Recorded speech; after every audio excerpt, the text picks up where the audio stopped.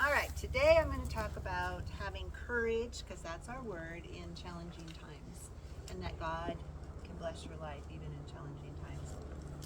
And last year I got the opportunity to take a trip to Italy, and I took a pilgrimage trail on an ancient Roman road that led us through vineyards and olive groves and um, medieval villages.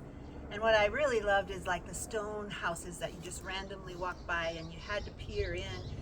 Their windows would be wide open, usually with a cat in there, or at the door, and laundry strung between the windows.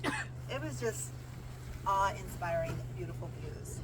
And we walked 8 days in at least 81 miles. And it was a journey that, this is a pun, made my soles of my feet hurt, or made me notice the soles of my feet, and also it was deep in my soul because it was awe-inspiring in so many ways. These are the shoes that walked the journey, so they have a story to tell.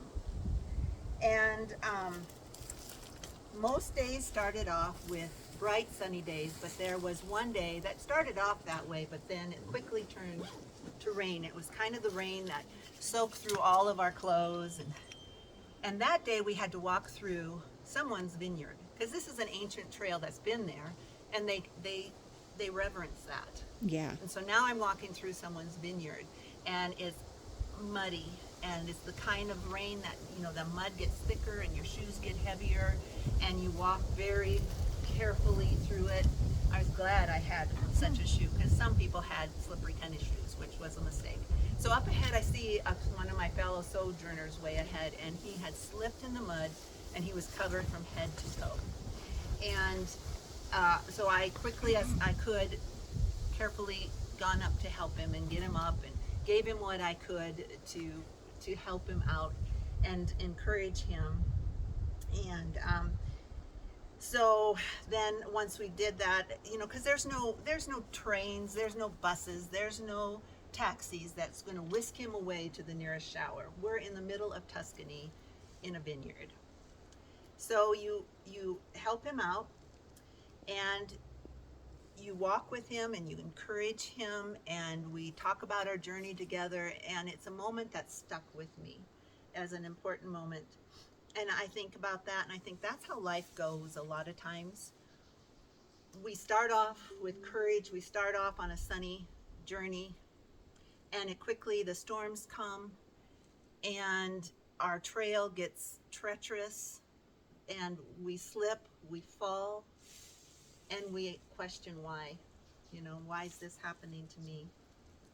But this is the truth I want to tell you. Even muddy shoes become a beautiful story if we trust God with our journey. God never promised us dry roads and sunshine every day. What he has promised us is his presence and his peace. He's promised to never leave us or forsake us. And he promises, I love this part, he promises to turn your story into good if you trust him. That's a memory verse that we should learn, Romans 8:28. And we know that all things will turn to good to those that love him, and might I say, trust in him. That's my ad there. In order for this to become truth in your life, in my life, we have to take courage and turn our troubles over to God. Completely trust in him. 100%. He's looking for that. And then he will open the gates of heaven and pour out mercy and grace upon you and guide every step. I promise you this. I have been pondering the story of Esther lately. Not the story necessarily that we all learned in Sunday school where, excuse me, it's a beautiful story. She becomes a queen, and she is very intricately part of the story of saving her people, God's people. I want to talk about the not so pretty side of it. I want to talk about the behind the scenes, the messier side, the muddier side, if you will. It's a story of a king who had a 180-day festival And then he had 7 days of a banquet in which he told his wine servers, don't deny anyone any drink they want. Let them have all they want, and we're gonna of the king's wine, and we're gonna have a big party. So it was in this time that you can imagine everybody. I'm gonna just imagine that they're all slosh drunk, right? And the king says, Queen, whoever she was, come hither. And she's brave enough to say, no way, you clean yourself up and I'll come and hither you.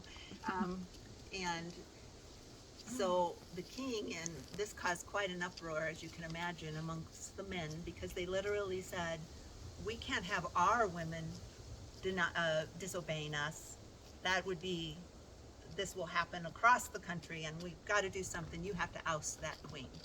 So that started the story that I want to talk about, the messier side.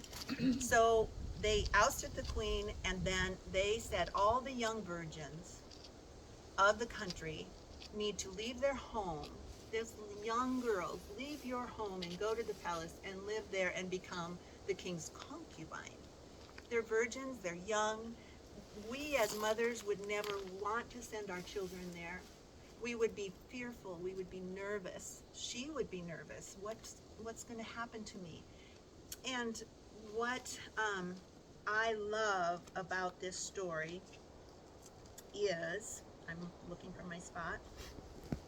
What I want you to hear about this story is a loving God that looks down through the mud, through the mess, through the miry clay, and he doesn't see that. He sees precious people that he loves. He loves you, he loves me, and he doesn't see the ugly sin and mess there is. He wants to take that and turn it into a beautiful story, mud and all. And that's what I love about our God. And he did for Esther, of course. We know that part of the story very well. She became queen, and she helped save the people. These events are not a result of chance, but of God's grand design. He is sovereign in every area of our lives. And we can take courage in that he will guide us through every step of our circumstances. And he will not hesitate to display his power to carry out his will. And if we unite our purposes with God's purpose, we benefit from his sovereign care. When I was young, I was raised in a Christian home, and I thought, I've always loved Jesus, and I even thought that someday I might even be a pastor's wife, I just thought that would be awesome. But one choice in my life changed the projection of my life forever. And it was during that time that I was living in a very muddy mess, but I didn't have the courage to admit it to anyone. So I wore this mask that, if you can imagine a stick with a smiley face, everything's good. We've had a great week. Oh, look at my Christian family. Look at my little children. We all have muddy shoes, but we all hide it a lot of times. I want to encourage you that God sees through that, and he loves you so much. You're a precious child of God. Amen. And he wants to show you and take you from that and turn your story into a beautiful story. If we just take courage to take off that mask and show our scars and our hurts. I know the women of this leadership group love you guys, want to pray with you guys, care for you guys. So be willing to come up and say, let us pray with you and care for you. Let's care on each other too. What I love about that story is the verse that says, Psalms 42. He brought me up out of a horrible pit and out of the miry clay, and he set my feet on solid rock, and he established my ways. He has made my path a beautiful story. We all have ugliness in our lives, but those pieces come together to create a beautiful story that you can share with others and encourage others to do the same. I had a vision back then when I was so scared and didn't have the confidence to reveal my real, and God told me, you're wearing this mask. And he said, you're like a vase. I saw a vision of a vase, a clay pot, and big broken pieces and huge fixtures of this beautiful light shining through the fixtures, but the pot was held together even though there was all those cracks. And he said, that's me infusing you with my power, and you're a beautiful pot even though there's cracks.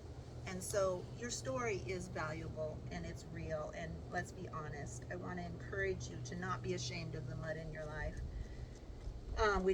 Not one of us have perfect shoes without mud.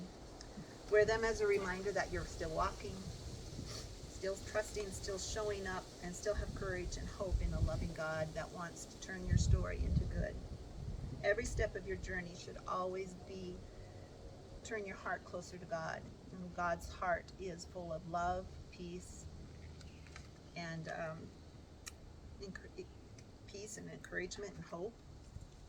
So again, I would like you to trust and find someone to pray with at any time. Call us, whatever, or call each other, and just ask people to pray for you, because there's power in prayer. And today, when you're climbing, I want you to remember that verse that says, I brought you up out of the horrible pit, out of the miry clay, and I set your feet on solid rock.